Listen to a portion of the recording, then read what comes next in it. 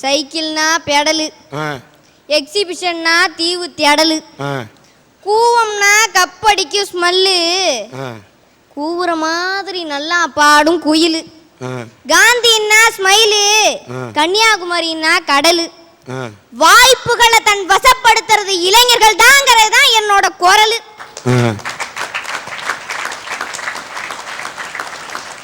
Pedal திடலு என்று சொல்லக்கூடிய பூவின் மடலே மடை திறந்து உரையாற்று. யாருங்கய்யா என்னோட இளைஞன்? தன்னை விட இந்த தேசம் பெருசுன்னு நினைக்கிறவன் தான் என்னோட இளைஞன். சில பேர் சொல்றாங்க என் இளைஞன் காதலிக்கிறான், கடிதம் வைக்கிறான், கத்திரிக்காய் விற்கிறான், அதை பண்றான் இதை பண்றாங்கிறாங்க. என் இளைஞன் காதலிக்கிறான், ஒத்துக்கிறான். இல்லையே, ஒரு பொண்ணை காதலிச்சா தப்பு இல்லையே. முதல்ல என்னோட இளைஞன் தன்னோட தாயை காதலிக்கிறான். அப்படி தாயை நேசிக்கக்கூடிய இளைஞர்களை மதிக்கிறேன். ஆனால் தாய்மார்களை தன் தாயை அனாதை இல்லத்துக்கு முதியோர் இல்லத்துக்கு அனுப்புகிறார்களே, அந்த இளைஞர்களை பற்றி யோசிக்கிறேன். அதுக்கப்புறம் தன்னுடைய தாயை விட ஒரு படி மேல இருக்கிற தன்னோட தாய் திருநாட்டை தேசத்தை காதலிக்கிறான். பாப்பா, நீ என்னோட இளைஞன் சொல்ற, தாயை காதலிக்கிறான்னு சொல்ற, ஒத்துக்கிறேன். தாய் நாட்டையும் காதலிக்கிறேன்னு சொல்ற, ரொம்ப ஒத்துக்கிறேன். கூடவே தாய் மாமன் பொண்ணை இல்லடா காதலிக்கிறான், அதை தானே என்னால தாங்க முடியல. என்ன குடிச்ச நாயை விட்டுப்புட்டு எதுக்க வந்த நாயை அடிச்சானா? காதல உழுதா?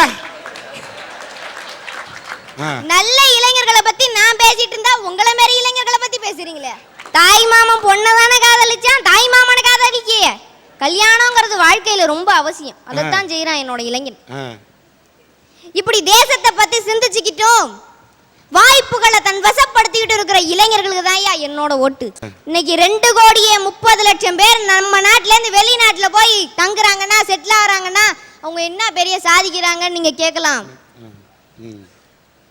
அவங்க அந்த நாட்டோட பெருமையும் உயர்த்திட்டு இருக்காங்க, நம்ம நாட்டோட பெருமையும் உயர்த்திட்டு இருக்காங்க. அப்படிப்பட்ட வாய்ப்புகளை தன் வசப்படுத்துற இளைஞர்களுக்கு தான் என்னோட ஓட்டு. காதுல கடுக்கேன், செயின்ல பிளேடு, கலர் கலரா தலை, பொல்லாதவன் பேண்ட், போக்கிரி சட்டைன்னு என் இளைஞன் ஆன்டி ஹீரோ ரேஞ்சுக்கு அலைஞ்சுக்கிட்டு இருந்தாலும் அவன் மனசுல கூட சாதிக்கணும்ன்ற வெறியோடையும் வேகத்தோடையும் தான் ஐயா சுத்திட்டு இருப்பான். வாய்ப்புகள்ங்கிறது அமைதி படத்துல வர்ற அம்மாவாசை கேரக்டர் மாதிரி அல்வா கொடுத்துரும். சில நேரத்துல வால்டர் வெற்றிவேல் மாதிரி சுளுக்கு எடுத்துரும் சார், சுளுக்கு சுளுக்கு சுளுக்கு எடுத்துரும். இதையெல்லாம் கடந்து மூணுமுக ரஜினி மாதிரி போராடணும்னா தங்கப்பதக்கம் சிவாஜியா ஜொலிக்கலாம் சார், தங்கப்பதக்கம் சிவாஜியா ஜொலிக்கலாம். வாய்ப்புகளை தன் வசப்படுத்துற இளைஞர்களுக்கு தான் நானும் ஓட்டு போடணும், நீங்களும் ஓட்டு போடணும்னு கேட்டுக்கிறேன். இந்த அமெரிக்காங்கிறாங்களே, இந்த அமெரிக்காவில் ஒரு வருஷத்துக்கு எத்தனை பொறியாளர்களை உருவாக்குறாங்கன்னா வெறும் 70,000 தான். இந்த ஐரோப்பால ஒரு வருஷத்துக்கு எத்தனை பொறியாளர்களை உருவாக்குறாங்கன்னா வெறும் 1,00,000 தான். ஆனா நம்மளோட இந்தியா ஒரு வருஷத்துக்கு எத்தனை பொறியாளர்களை தெரியுமா உருவாக்குது? 3,50,000 பொறியாளர்களை உருவாக்குது. அதே மாதிரி எத்தனை லட்சம் ஃப்ராடுகளை இந்த மாதிரி உருவாக்குது. இன்னைக்கு அமெரிக்காவில் ஒரு கொலை நடந்துச்சு வச்சுங்களேன், அதை 12 மணி நேரத்தில் கண்டுபிடிச்சிருவான். இதே ரஷ்யாவில் ஒரு கொலை நடந்துச்சுன்னு வச்சுங்களேன், அதை 10 மணி நேரத்தில் கண்டுபிடிச்சிருவான். ஆனா இங்க ஒரு கொலை நடக்க போகுதுன்னா அதை ஒரு மாசத்துக்கு முந்தையே கண்டுபிடிச்சிருவான். ஏன்னா கொலை பண்றதுக்கான திட்டமே தெரிஞ்சுதார போடுறாங்க. கிராமத்துல இருந்து வேலை தேடி ஒரு இளைஞன் பம்பாய்க்கு போனாரு. முதல்ல கார் துடைக்கிற வேலை தான் கிடைச்சது.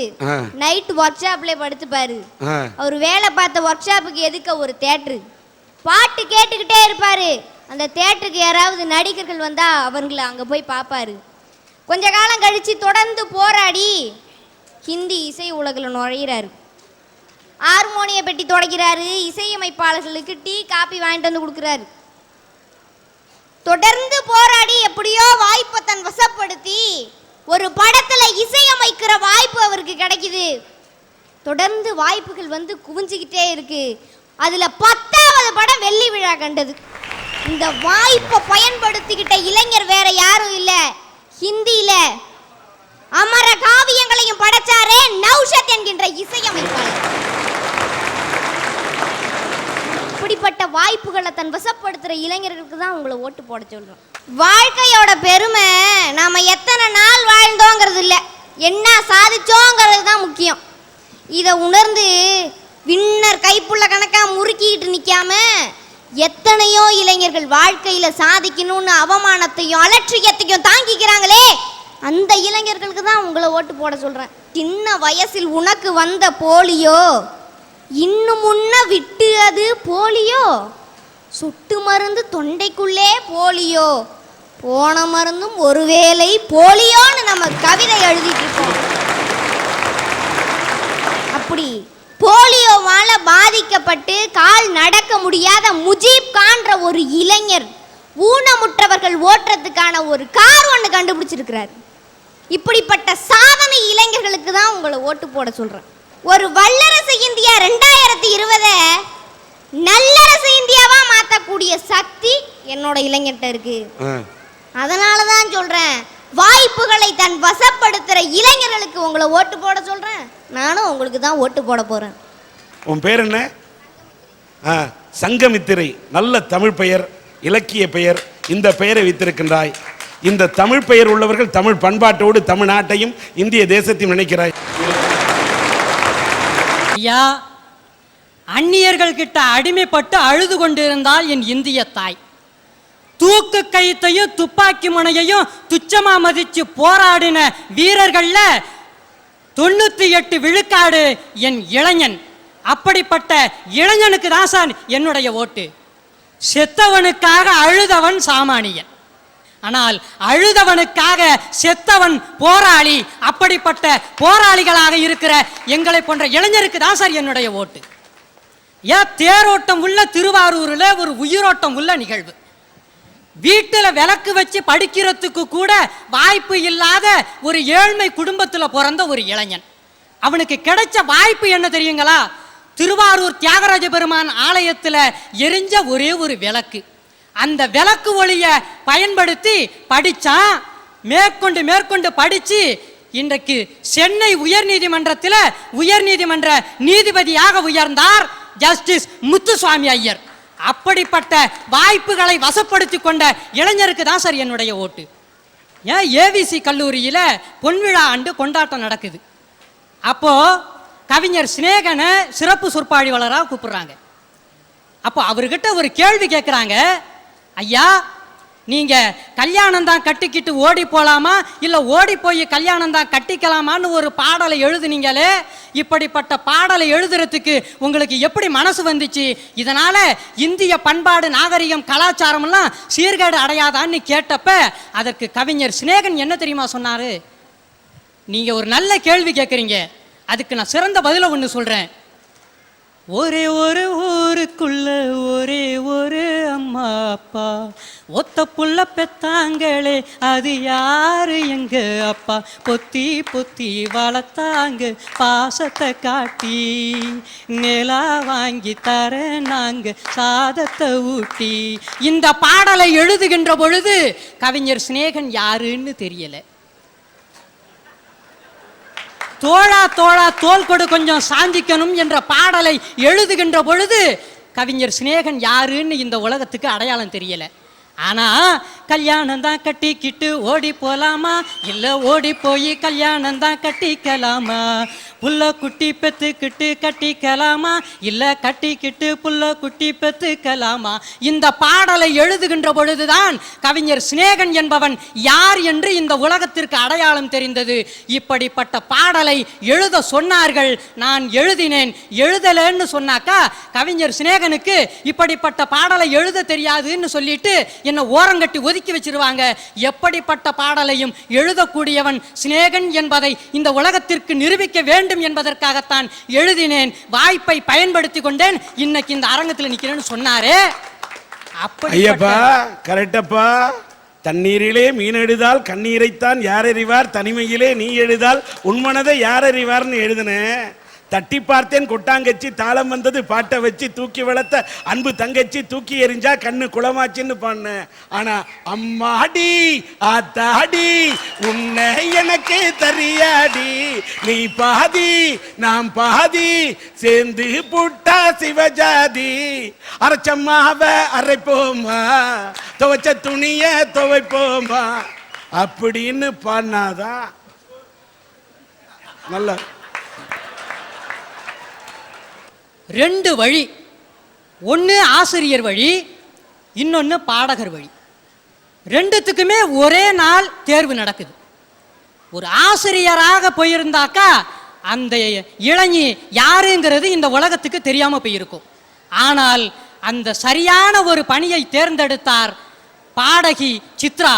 இன்றைக்கு தமிழ் திரையுலக தாய் சின்ன குயில் சித்ரா என்ற ஒரு குழந்தையை ஈன்றெடுத்திருக்குன்னா அந்த வாய்ப்பை சரியாக பயன்படுத்தி கொண்டார்.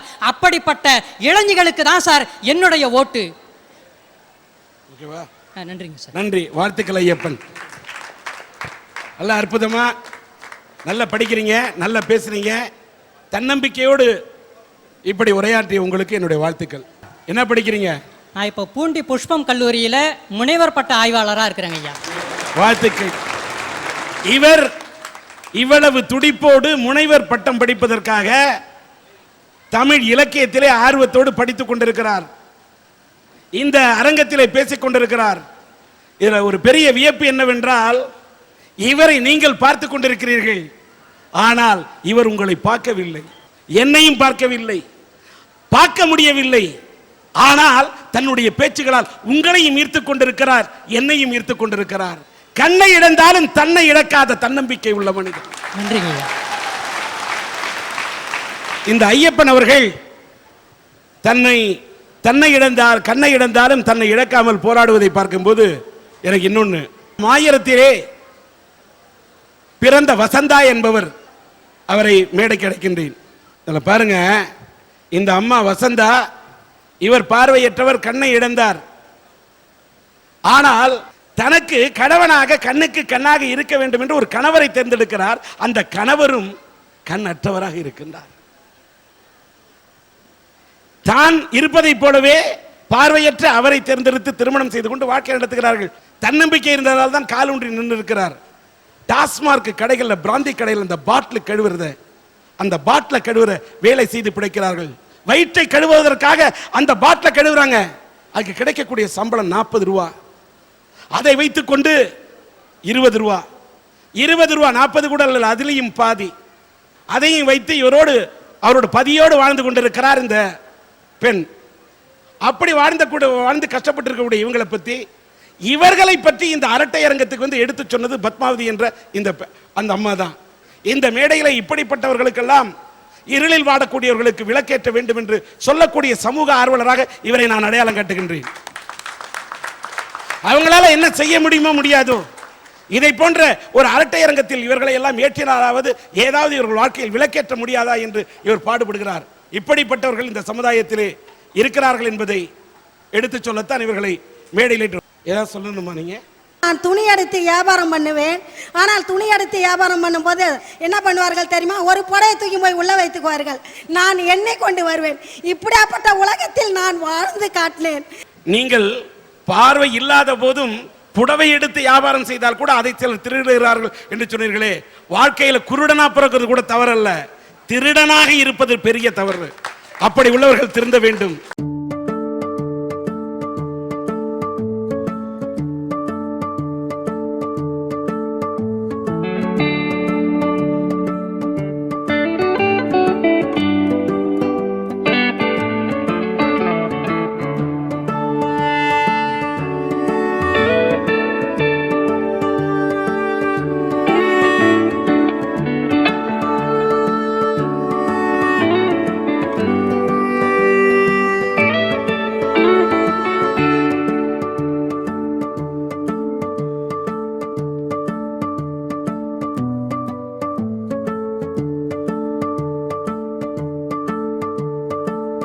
மொத்தம் 15,100 ரூபாய் இதில் இருக்கிறது.